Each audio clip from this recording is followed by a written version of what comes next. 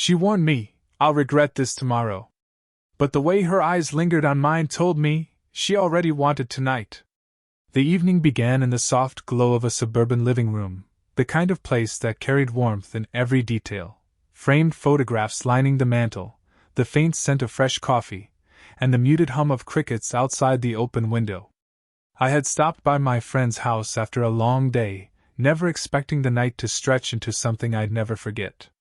She was there, my friend's mother, a 40-year-old American Caucasian woman with long black hair that fell over her shoulders like silk. There was something arresting about her presence, not just her beauty but the way she moved, graceful, confident, and grounded in a maturity that made every glance feel deliberate. Her lightly tanned skin caught the golden lamplight, and faint laugh lines at the corners of her dark brown eyes only deepened her allure. She wasn't trying to be captivating, she simply was. She had changed out of her work clothes and into something casual, a soft cream sweater that draped over her figure and dark fitted jeans. The simplicity of her outfit only heightened the natural elegance in the way she carried herself. When she saw me standing in the doorway, she smiled faintly, tilting her head just so, her black hair catching the light as it shifted. That small gesture, so effortless, rooted me in place. The conversation began with polite questions. She asked about school, about work, about my plans for the weekend.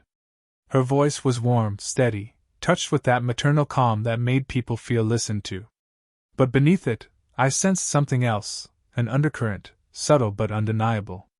Her gaze lingered a second too long when our eyes met, and her smile curved in a way that seemed to ask more than her words ever did. I sat on the edge of the couch, trying to keep the conversation light, yet every detail about her drew me in further. The delicate scent of her perfume drifted when she leaned slightly forward, the faint brush of floral and vanilla notes reaching me before her words did. My pulse quickened, not because of what she said, but because of the nearness of her presence. There was a pause in the conversation. A silence, not awkward, but thick with unspoken thoughts. She tucked a strand of her hair behind her ear, her fingers moving slowly, almost thoughtfully.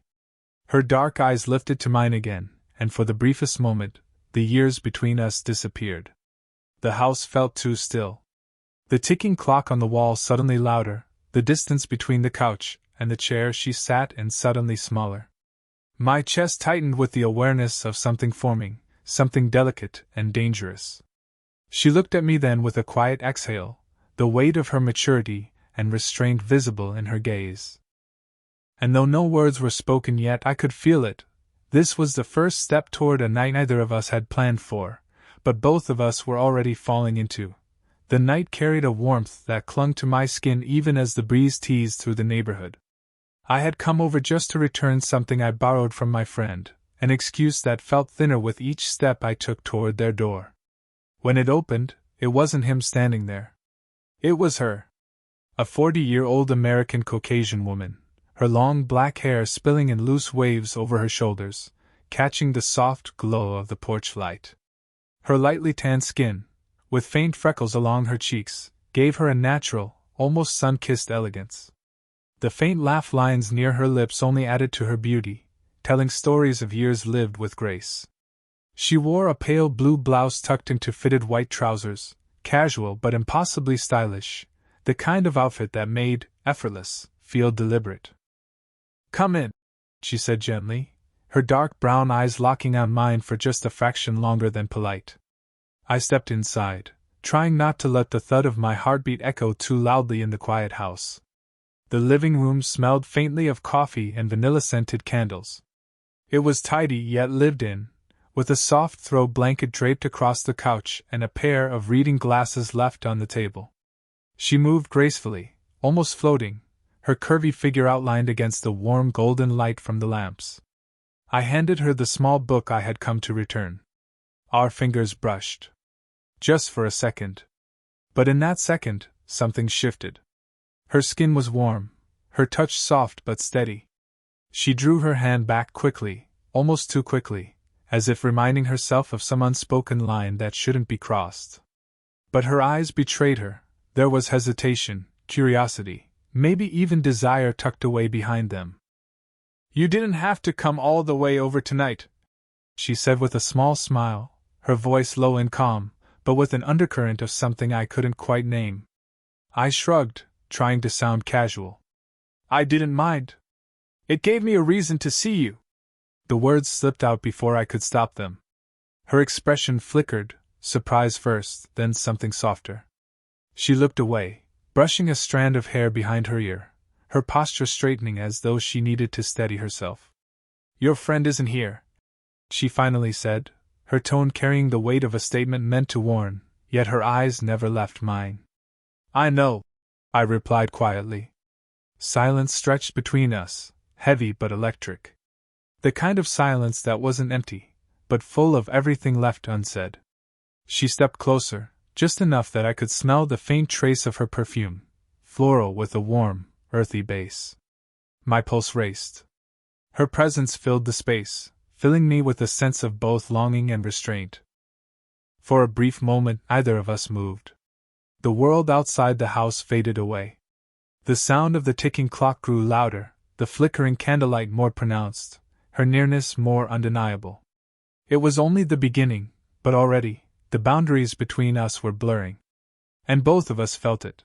The quiet stretched in the room, carrying with it an unspoken weight. I sat on the edge of the sofa, unsure whether to lean back and settle in or stay perched like a guest who didn't plan to linger. Across from me, she adjusted the throw blanket draped over the armchair before lowering herself gracefully into it. Her movements were unhurried, deliberate, as though she was buying time, time to think, time to guard herself.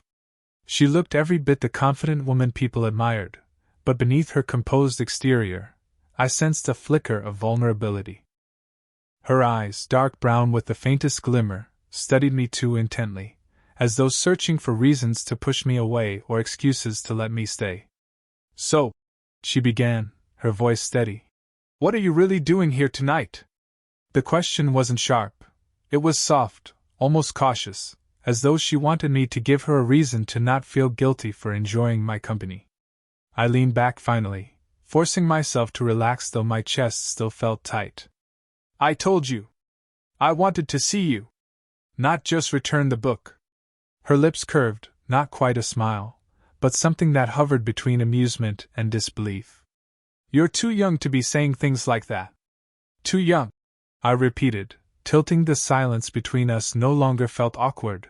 It pulsed with something alive, something dangerous.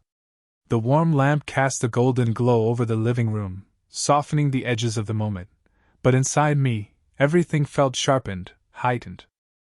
She leaned forward slightly, resting her elbow on the armrest, her chin balanced lightly on her hand.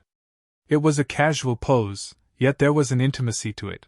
The way her dark hair fell over her shoulder, the way her eyes lingered a fraction too long on mine before darting away. I could tell she was fighting herself. There was hesitation in her movements, the subtle tightening of her jaw, the way her fingers tapped nervously against her cheek.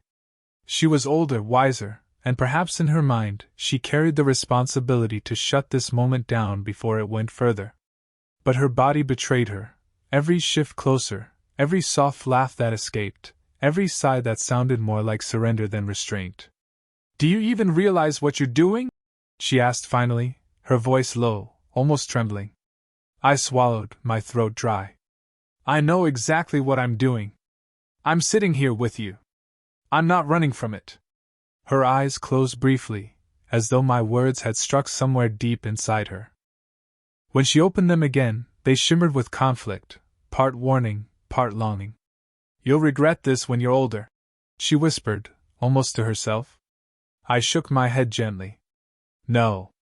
If I walked away tonight, that would be the regret. Her hand, almost unconsciously, slipped from her chin and brushed the fabric of her dress at her knee. My gaze followed the movement, and for a breath, the air between us thickened. She noticed, of course. She always noticed. Her lips parted slightly, like she was about to speak, but no words came out. I shifted forward, closing the space between us just enough for her to feel my presence more acutely. I didn't touch her, didn't dare. But I let my hand rest on the sofa cushion near hers, not close enough to be inappropriate, just enough that if she wanted to, she could bridge the distance. Her breath caught. It was subtle, but I heard it. And in that suspended moment, it felt like the entire world was holding its breath with us. God, this is insane, she murmured, shaking her head but not pulling away. You're my son's friend. This can't happen. I smiled faintly, though my chest ached with the weight of her resistance. Maybe it can't, I admitted softly. But that doesn't make this moment any less real. Her eyes locked with mine then, unblinking, as though she was testing whether I would falter. I didn't. And the silence that followed wasn't about boundaries anymore. It was about how thin those boundaries had become. The room felt smaller, warmer, brighter. And for the first time, neither of us moved to escape it. The clock ticked softly on the wall, marking the passage of time, though neither of us seemed willing to acknowledge it. Every second stretched, drawn out by the weight of unspoken words that hovered between us. The air was warm, carrying the faint scent of her perfume, something floral with a trace of vanilla, that seemed to wrap around me like an invisible thread, pulling me closer. She shifted slightly, straightening in her seat, as though bracing herself. You don't understand what you're risking, she said, her tone firmer now, though her eyes betrayed her unease. This isn't just about tonight. This could change everything. Her words carried logic, reason, the maturity of someone who had lived through choices that carved permanent lines in the heart. But logic felt miles away from the electricity that hummed in the room. I leaned forward, resting my forearms on my knees, trying to meet her where she was, vulnerable but guarded. Maybe you're right, I admitted quietly. But don't tell me you don't feel this too. Don't tell me the night had grown quieter, the house settling into its stillness. Beyond the thin curtains, the suburban street lay hushed under the glow of the streetlights, but inside the living room, the silence was anything but peaceful. It pulsed with tension, like the space between lightning and thunder. She stood now, no longer sitting beside me. Pacing slowly across the room, she rubbed her arms as if the weight of her thoughts chilled her more than the air ever could. Her long black hair spilled over one shoulder as she turned, and the overhead light caught the faint lines at the corners of her eyes, marks of laughter and life, not of weariness. I shouldn't let this happen, she whispered, half to herself. You're too young. I'm old enough to know better. Her voice cracked slightly, and it hit me harder than I expected. It wasn't rejection, it was fear. Fear of judgment, fear of stepping past the line that society had painted too boldly. But beneath it, I could see something else, a longing that matched mine. I rose from the couch, my steps slow, deliberate, careful not to close the distance too fast. My pulse thudded in my chest, each beat syncing with the sound of hers in my imagination. You don't have to explain, I said softly, standing just a breath away now. But if you tell me to walk away, I will. Just don't pretend this doesn't mean anything. Her eyes lifted, dark brown and glistening under the soft lamplight. For a moment, she looked straight through me, weighing the impossible choice. And then, almost unconsciously, her hand reached for mine. Her fingers brushed against my palm before slipping fully into place. It was the smallest act of surrender, but it sent a current through me. Her skin was warm, her touch hesitant yet unwilling to let go. The contact said everything her words refused to. She closed her eyes for a second, inhaling deeply, as though memorizing the moment before it could slip away. If I let myself fall, she murmured, I don't know if I'll ever climb back out. Her confession struck a chord deep inside me. I wanted to promise her safety, to swear I would never let her regret tonight, but the words felt inadequate. Instead, I gently squeezed her hand, grounding her in the silence. We stood there, unmoving, the world shrinking to the space we shared. My thumb traced slow circles across her skin, and I felt her relax ever so slightly. Her body shifted closer, not quite an embrace, but enough for me to sense the warmth radiating from her. The tension had reached its breaking point, an invisible thread stretched taut, ready to snap. Every breath, every heartbeat, every unspoken word hung on the edge of decision. And yet, even in that closeness, we lingered, caught between restraint and surrender, hovering at the border of a choice that could never be undone. The night eventually found its stillness, the laughter fading into softer tones, the energy giving way to a calm that wrapped the room like a blanket. She leaned back against the couch, the glow of the lamp framing her profile in a way that made her look even more timeless. For a moment I simply watched, the gentle rise and fall of her chest, the quiet curve of her lips, and the way her dark eyes softened when they met mine. At 40, she carried beauty differently than anyone I'd known. It wasn't about chasing perfection. It was about grace, presence, and the way she could make a single glance feel like it carried a lifetime. I shifted closer, not with urgency, but with the kind of patience that had defined the night. My hand brushed lightly against hers where it rested on the cushion. She didn't pull away. Instead, her fingers turned, weaving into mine. The warmth of her touch sank into me, grounding me in a way that felt both real and impossible. She whispered, almost to herself, "I'll regret this tomorrow." The words hung between us, trembling with both fear and longing.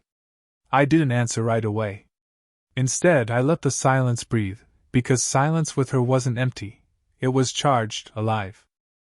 Finally, I leaned in, close enough to feel the gentle brush of her breath against my cheek, and said, "Then let tonight be worth it." Her eyes closed for a heartbeat, as if letting the words settle into her, and when they opened again, there was no hesitation, only acceptance. Her head tilted slightly, resting against my shoulder. The weight of it felt like trust, like surrender. My free hand lifted almost unconsciously, brushing back a strand of her black hair that had slipped across her face. She exhaled softly, a sound halfway between a sigh and a laugh, and whispered, "You don't know what you're starting." I smiled, though she couldn't see it. "Maybe I do," I murmured. The moment stretched, unbroken and fragile.